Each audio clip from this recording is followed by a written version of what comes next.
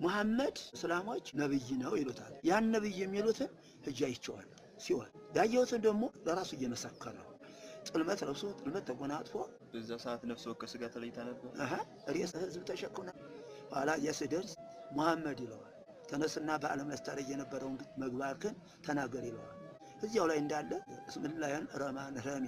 አለ አላህ ብያ አላህን በጠራው ሶላት በሰግድ በጾም ሰላል ተጠመቁ ይሄው እንደምታይ ኋላ ደግሞ ራሱ ይሄው ይላል እጁን እየዘረጋ ይሄ በጨለማ ውስጥ ያለው የኔ ወገን እኔን ተከትሎ የመጣ የኔ ሃይማኖት ያዘ ነው ይላል